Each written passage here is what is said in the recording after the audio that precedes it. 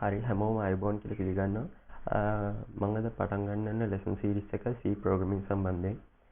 C කියන්නේ programme language එකක් අපිට කම්පියුටර් ප්‍රෝග්‍රෑම් එකක් ලියා ගන්න පුළුවන්. ඒ කියන්නේ අපිට software එකක් develop කරනවා නම් හරි යම්කිසි ඉලෙක්ට්‍රොනික දෙයක් නැත්නම් රොබෝ කෙනෙක් වගේ ඒ වගේ දෙයක් develop කරනවා නම් හරි ඒවට අත්‍යවශ්‍යම වෙන දෙයක් තමයි මේ ප්‍රෝග්‍රෑමින් කියන concept එක.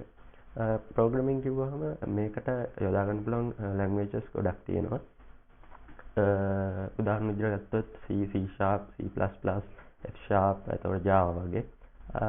මම මේ වීඩියෝ සීරීස් එකෙන් කතා කරන්න බලාපොරොත්තු වෙන්නේ C කියන ලැන්ග්වේජ් එක සම්බන්ධයෙන්.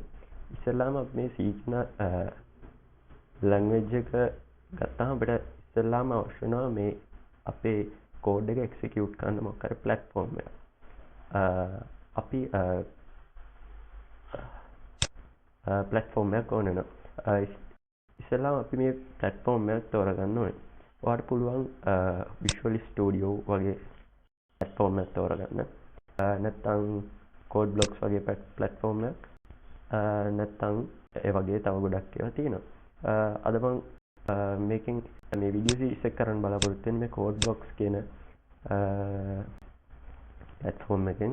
මොකද ඒක අපි ආධුනික විදිහට දැන් ඔයගොල්ලෝ ඉගෙන ගන්නවා නම් ආධුනික විදිහට ඔයාට හොඳම කියලා හිතන්නේ මම recommend කරන්නේ මේ Codeblocks කියන software එක.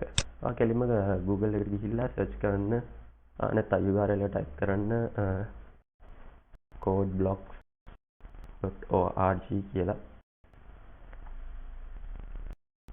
type කළා මෙහෙම site එකට යනවා. ගියාම මෙතන download click කරන්න. එතනට ගියාම ඔයාලට පුළුවන් මෙතන download the binary release කියන එකට යන්න. ගිහිල්ලා වගේ OS එක මෙතනින් තෝරන්න. තෝරලා මෙතන මේ පළවෙනි අරම තියෙන එකේ මෙතන මේ link දෙකෙන් එකක් තෝරලා software එක download කරලා normal විදිහට මේ install කරන්න. මම මම හිතන විදිහට ඔයගොල්ලෝ දැන් මේ program ඉගෙන ගන්න යන කෙනෙක් විදිහට මේක install කරන්න හැටි නම් කියලා දෙන්න ඕනේ වෙයි කියලා මම හිතන්නේ. මේක සාමාන්‍ය software එකක් වගේම install කරගන්න තියෙනවා. install කරගත්තට පස්සේ ඔයාලට මෙහෙම icon එක ලැබෙනවා වගේ desktop එකට ඔයාලා open කරගන්න.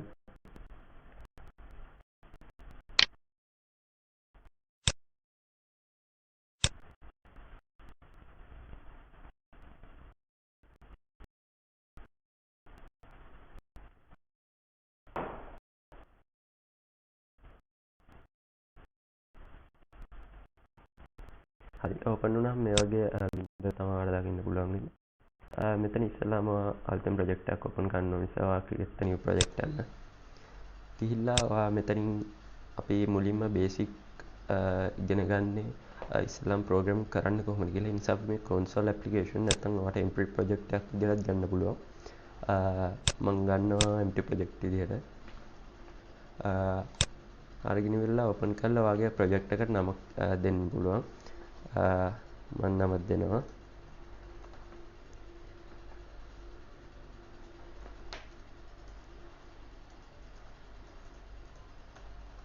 නමක් දීලා මම next කරගන්නවා. ඊට පස්සේ මේ default එන විදිය මේ compile එක කියන්නේ අපි ලියන source code එක byte code එකට හරවන්න. නැත්නම් අපි ලියන code එක කම්පියුටර් එකට තේරුම් ගන්න පුළුවන් භාෂාව නැත්නම් binary language එක බවට පත් කරන කොටසට තමයි මේ compile එක කියලා කියන්නේ. ඒක මේ default තියෙන විදිහටම දෙන්න. ඊට පස්සේ finish කරගන්න. ඊට පස්සේ ඔයාලට මෙහෙම blank screen එකක් එනවා. ඊට පස්සේ ඔයාගේ project එකට ඔයා අලුතින් file එකක් add කරගන්න ඕනේ. මෙතන new file කියන එකෙන් empty file යන්න. empty file ගිහිල්ලා do you want to add a new file to the active digest? yes දීලා ඔයා මෙතන ඔයා මොකක් හරි දීලා save කරගන්න. ඊට පස්සේ මෙතන තියෙන විදිහටම okay කරගන්න. හරි ඊට පස්සේ ඔයාලට මේ වගේ window එකක් open වෙනවා. ඉස්සෙල්ලාම මේකේ තියෙන බටන් අවශ්‍ය බටන් ටික හඳුනා ගන්න පුළුවන්. මේවා නම් අපිට මේ ටික නම් වැඩක් වෙන්නේ නැහැ කියන්නේ මේ ටික ඔයගොල්ලෝ හැමෝම දන්න දේවල් නේ save ඒ වගේ දේවල් ටික තියෙන්නේ save open new file ඒවා තියෙන්නේ. ඊට පස්සේ මෙතන තමයි මේ අලුත්ම කැලි ටික තියෙන්නේ. මෙතන තියෙනවා rebuild build and run build අපි මොකක් හරි කෝඩ් එකක් ලියලා ඒක කම්පයිල් කරනවා නම් ඒක මේ build කියන එකෙන් තමයි කරන්නේ. අපි කෝඩ් එක රන් කරනවා නම් ඒක මේ රන් එකෙන් කරන්න පුළුවන්. මේ build and run කියන එකෙන් කෝඩ් එක කම්පයිල් කරලා රන් කරන කියන දෙකම කරන්න පුළුවන්. හරි මේක තමයි අපේ ඉන්ටර්ෆේස් එක. මේක තමයි අපි වැඩ කරන්න බලාපොරොත්තු වෙන්නේ.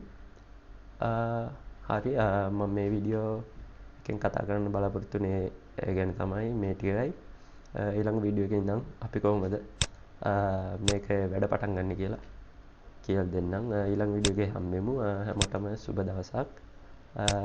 subscribe back දෙන්න, like එකක් දාන්න වීඩියෝ එකට කැමති වුණා නම්. ඔයාලට ප්‍රශ්න මොනවා හරි තියෙනවා නම් ඔයා මෙතන කමෙන්ට් විදිහට දාන්න.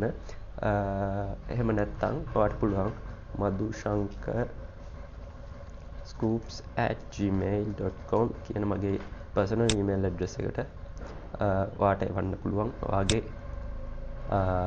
ප්‍රශ්න ගැටලු මට ඒවට දෙන්න පුළුවන්. හරි ඊළඟ වීඩියෝ එකකින් හම්බෙමු. හැමෝටම සුබ දවසක්.